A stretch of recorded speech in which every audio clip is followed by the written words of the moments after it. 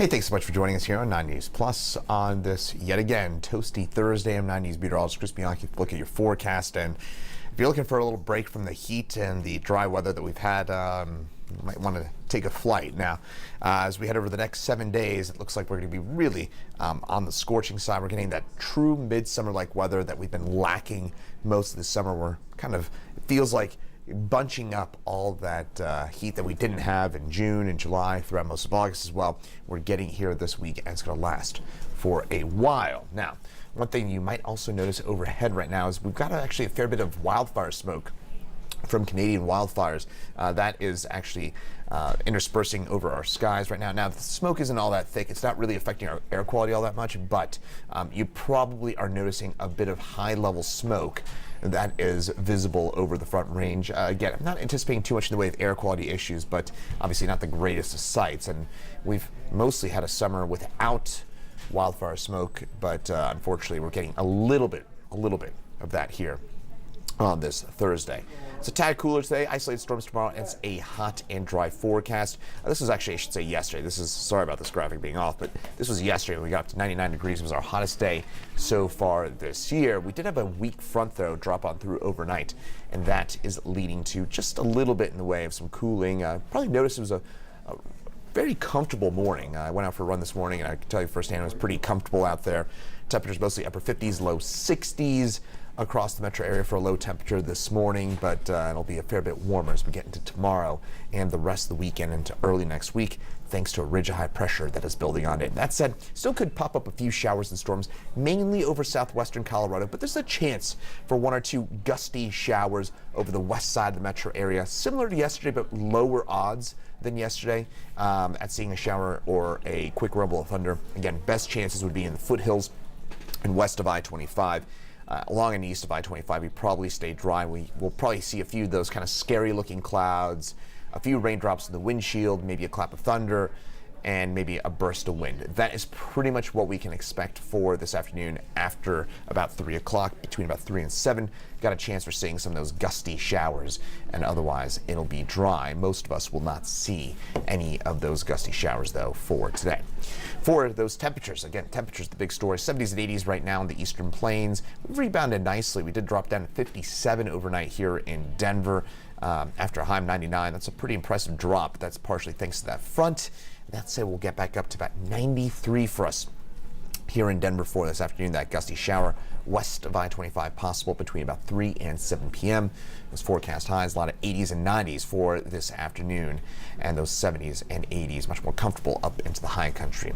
For tonight, we'll drop back into the mid-60s for us, clear skies, and a very nice evening. Will be breezy at times, but you might notice that a little bit. And for tomorrow, a bit warmer than today, highs in the mid-90s, but a better chance at seeing a late storm for tomorrow during the afternoon. And again, tomorrow I think we have a better chance at seeing a storm, and it could actually be a bit more of a proper storm, with one that actually brings us some rain.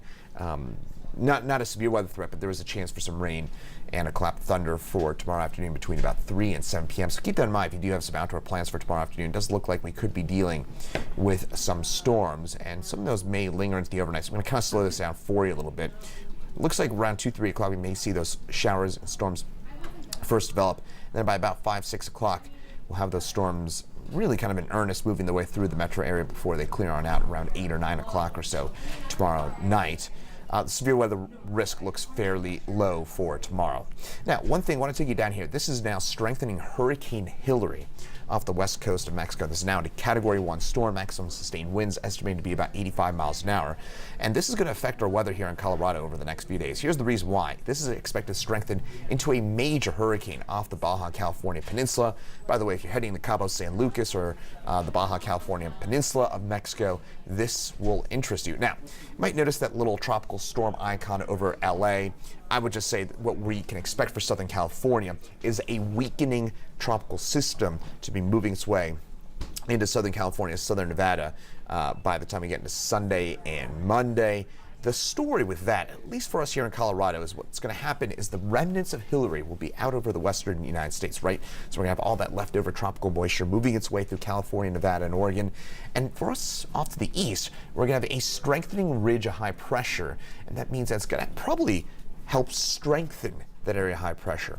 Just as a reminder that weather from a broad perspective is Mother Nature kind of balancing things on out. So if you've got really low pressure somewhere else, you probably have to, you kind of need to have an area of exceptionally strong high pressure elsewhere. And that balance is what may help to end up strengthening a ridge high pressure over us. Long story short here, folks, this hurricane that's going to be moving its way into Southern California, Nevada, we're going to miss the moisture from it, and it may actually make things a tick warmer into the early part of next week and help keep things extra dry, because that tropical system is going to help rob all that moisture that's moving its way into California. It's kind of an interesting setup. Very interesting setup for us as we head over the next few days. That said, we could get some beneficial moisture over southwestern Colorado. That's part of the state that needs it the most from all this. But the 7-day forecast, hot and dry, hot and dry, hot and dry, hot and dry, hot and dry, hot and dry until next week, when we finally start to get a few more showers, storms into the picture.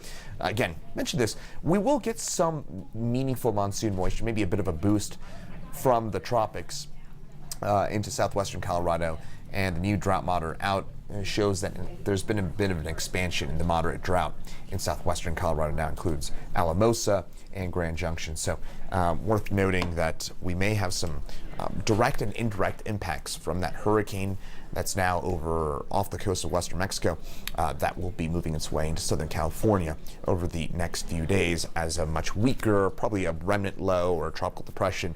But again, it will have some impacts for our weather here in Colorado by indirectly helping strengthen a ridge high pressure to our east, and perhaps meaning a bit warmer and a bit drier weather for next week.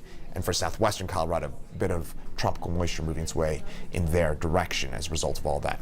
I'll have another update for you coming up at 9 News at noon, and right here on 9 News Plus at 2 p.m. Then we'll have Chief Meteorologist Kathy Sabin in at 4 and 5, and Meteorologist Lauren Robinson in at 6, 9, 10 tonight on the 9 News family of networks. Once again, I'm 9 News meteorologist Chris Bianchi. Thanks for joining us here on 9 News Plus. Have a great rest of your Thursday.